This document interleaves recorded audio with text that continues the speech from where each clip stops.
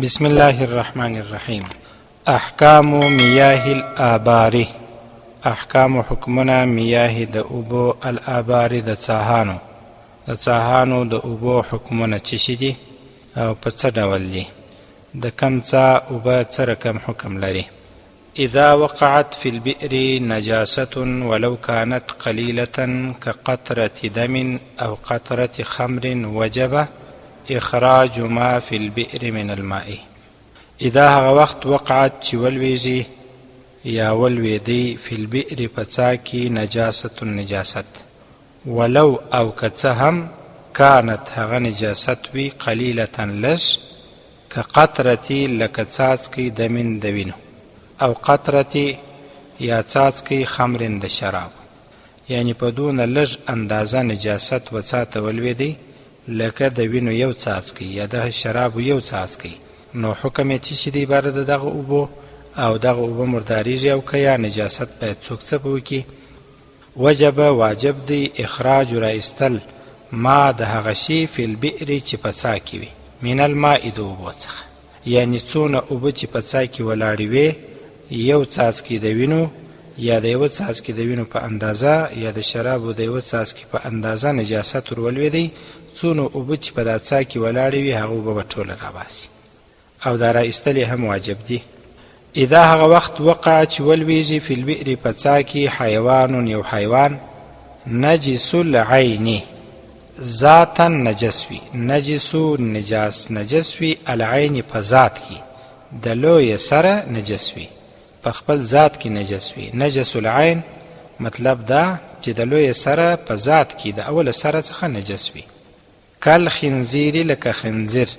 چې اوبو ته څاه ته ورولوېدی، اوس خنزیر خو د اول سره په خپل ذات کې نجس دی. وجب واجب دی اخراج رایستل ما د هغه شي فی البئر چې په څاه کې وي من الماء د اوبو څخه، یعنی ټولو اوبه به انسان د دې څاه څخه راباسي. سواء برابره خبره ده ماته که مړ سوی وي الخنزیر خنزیر فی البئر په څاه کې، او خرجه یا راووځي د خنزیر حیا ژوندی. وسواء او برابر خبره ده وصله که ورسیږي فم خلاه د خنزیر الی الماء اوبوته، ام لم یصل او که نه وي رسېدلی، یعنی خنزیر ولوېدی و څاه ته، نو اوبه به ټوله انسان د دې څاه سره وباسي. اوس که خنزیر په دې څاه کې مړ وي که ژوندی وي، اوبه یې څښلي وي او که یې نه وي څښلي، علی السویه فرق نه لري، برابر دي، په هر صورت کې به دغه اوبه راباسي. ولې؟ وجه یې دا ده چې دغه خنزیر د اول سره په خپل ذات کې نجاست لري، نو چې څنګه مازې اوبو ته ورسېدي که یې څه هم څښاک نه یې ځینې کړي، که څوم پکښې مړ سوی نه یي، بیا هم دغه اوبه مردارې سولې نجس سولې، د دا څاه څخه به چې څونه اندازه پکښې ولاړې وي راباسي به. اذا هغه وخت وقع چې ولویږي فی البئر په څاه کې حیوان حیوان، لیس نه وي د حیوان بنجس العین، نجس العین نه وي. عین ما درته ویل چې ذات ته ویل کېږي، یعنی په ذات کې نجاست ونه لري هغه حیوان. ولکن او مگر سؤره پس خورده هو د حیوان نجس نجس وي، په ذات کې خو حیوان نجس نه وي، البته پس خورده نجس وي. لکه پرون چې موږ او تاسو ویل د درندګانو چرپایانو څخه، یا هغه چرپایان چې درندګان وي لکه زمری و پړانګ و شرموش، اوس خو د دې په ذات کې خو دې نجاست نه لري، البته پس خورده نجس ده. وجب واجب دی اخراج رایستل ما د هغه څه فی البئر چې په څاه کې وي من الماء د اوبو څخه، اوبه به بیا هم ټوله راباسي. زمری ور ولوېدی، شرموش ور ولوېدی، پړانګ ور ولوېدی، پس خورده نجسه ده، طهارت په هغه باندې نه راتلی، پاکي نه پکې راتلله، نو په څاه کې څونه اوبه دي راوباسي. اذا هغه وخت وقع چې ولویږي فی البئر په څاه کې انسان انسان، وخرج او راووځي من البئر د څاه څخه حیا د انسان ژوندی راووځي، ولم تکن او نوي علی بدنی پر بدن باندې د دې انسان نجاست و نجاست،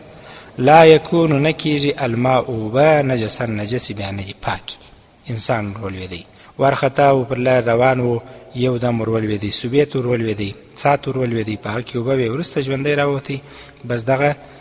څاه اوبه پاکي دي. اوس دوهم وار د سبق و تکرار ته غوږ ونیسئ. احکام حکمونه میاه د اوبو الآبار د څاهانو. اذا هغه وخت وقعت چې ولوېږي فی البئر په څاه کې نجاست نجاست، ولو کانت، ولو او که څه هم وي، کانت نجاست، ولو او که څه هم کانت نجاست وي، قلیلة لږ، که قطرتی لکه څاڅکي د من د وینو، او قطرة